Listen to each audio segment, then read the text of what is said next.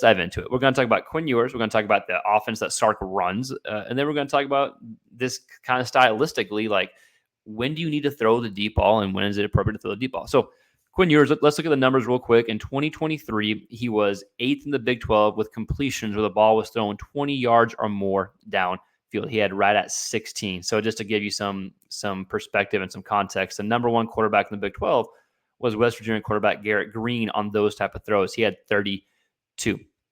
A few reasons for that, right? There are definitely a few reasons for that.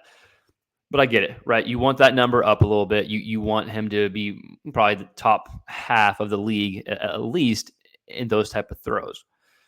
But at the same time, I think it's important to remember the offense that Sark runs, right? The offense that he runs. Now, the offense that he runs doesn't always need to push the ball downfield. You have a good running game, and you have the ability to get the ball quickly to receivers, which we're going to get into in a second. But it comes down to that Quinn Ewers can absolutely throw the deep ball. Quinn Ewers has more than enough ability. He's more than capable of throwing the deep ball. We're going to look at a clip of film here in a second.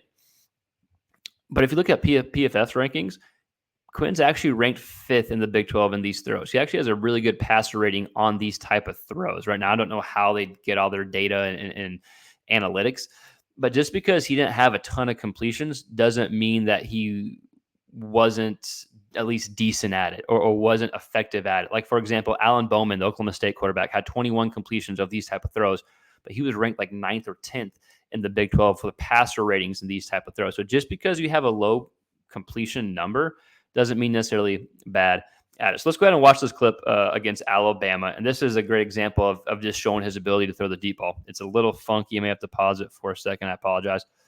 Let's see. Okay, let me rewind it a little bit. So this was the first touchdown of the game. This is when you have Xavier Worthy. They're in a bunch formation, but you see him top of the screen. You got one up top safety bailing back.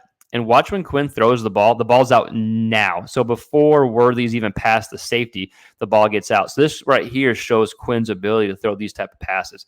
Again, just because he only had 16 completions and of these throws and 2 of those completions came in this game does not mean he can't throw these type of passes. I think this is a hell of a throw. This is 55 yards in the air for a touchdown. Quinn threw this from the opposing 49, right? And it landed midway in the end zone. So the ability is there. It was a good read, step in the pocket, and threw the deep ball, right? But without these type of throws, they probably don't beat Alabama. So this right here is just, for me, proof that he's more than capable of throwing these type of throws, even though it didn't happen. So let's talk, or didn't happen often. So let's talk a little bit more about maybe why the numbers are down or why these throws didn't necessarily happen often. Well, I think it's important to remember that Sox offense, you have a ton of weapons, and you don't necessarily need to beat teams throwing the ball deep. 26.9%, so let's call it 27%. Let's just round up. 27% of Quinn's completions, either completions or attempts. I forget exactly. I think it is completions, but regardless, 27% of completions or attempts, the ball was thrown behind the line of scrimmage. So throws like this. This was the first play of the Alabama game. Let's see. We can get it. Just a quick throw, I think, to – is it Baxter out there? Regardless, it's a quick screen to the running back, ball throw behind the line of scrimmage. Boom, they got blockers out in front. He's able to get upfield, and they get get a first down there, right? So a lot of these type of throws, getting the ball out quickly, is something that Sark prioritized in offense. A lot was made about Xavier Worthy and Mitchell's times at the combine, and people are saying, oh my gosh, Quinn didn't use them efficiently, or they could have done so much more. Maybe that's true, and I'm sure it is to an extent. But at the same time, you don't, just because you have burners doesn't mean you need to throw it deep. A lot of throws, and this throw isn't to Worthy, but a lot of the throws to these weapons, Worthy, Mitchell was maybe a little deeper, but a lot of these throws were behind line scrimmage. Get the ball to your playmakers in space. Let's see, is it going to go? Is it playing? What's going on here? Might be kind of messing up. Let's see. All right, well, whatever. You saw the video. I apologize. But a lot of Sark's offense is get the ball to your weapons quickly. Yeah, they got speed. Yeah, they're dangerous. We don't always have to take shots deep to get in the ball. If we get in the ball behind line of scrimmage and have a blocker or 2 in front of them, they can make something happen. So that's a big part of Sark's offense, to remember that, hey, it's not built around pushing the ball deep all the time if you don't have to. Why take a low percentage type throw if you don't have to? And also, not to mention, 6 out of Quinn's 12 games that he played in or started in, they won by 3 touchdowns or more. And they beat Bama by 2 scores, beat Iowa State by 2 scores, right? So they dominated a lot of their games, and they were up by a good amount against Oklahoma State, right? Like Texas Tech, like they routed these teams. They didn't need all these deep balls, and so when you're up by that much, there's no need to take a chance pushing the ball downfield when it's not needed. Also, you had a great running game. You had 5 yards a carry, right? That was one of the best in the Big 12.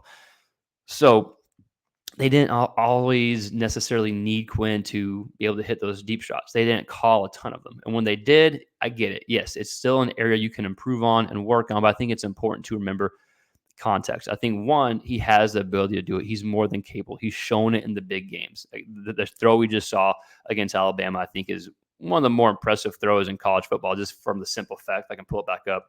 Just for the simple fact, I thought it was a great read by Quinn, too. Is this going to work? Is this messing with us? Okay. I apologize. I guess the film's not working. Boom, boom.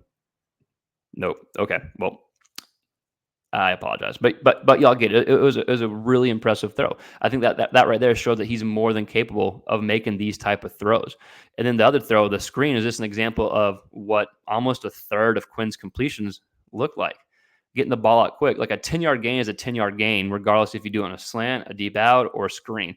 And a lot of these plays too, the receiver is able to bust it and get a big gain. Right, that's a much safer throw than trying to necessarily push the ball downfield. Another thing to look at, remember, in 2022, I think Quinn struggled with this even more. His yards per attempt were 7.4.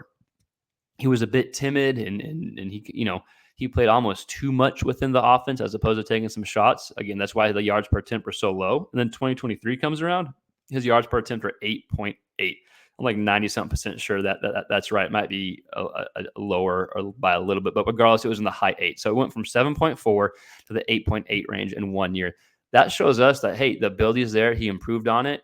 And I think I would not be surprised if that number is even higher this year. I expect Quinn to take a bigger step in 2024. We saw 2022 flashes. We saw big steps in 2023. And then 2024, I would expect him to continue to make that progress. And listen, I say all this, I still think it's an area that Quinn needs to improve on. I still think it's an area that needs to be shown to scouts to the next level, that he can make these type of throws on a consistent basis. But I think it's important to remember context. Sark's offense doesn't always call for it.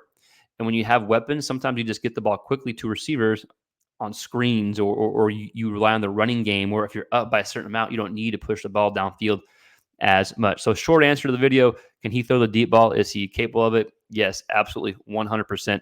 But I think it's important to remember the context of it. It can still be an area to improve on, while it's still something that he is better than people probably give him credit for. I just think it's an area, it's a subject that's talked about all the time.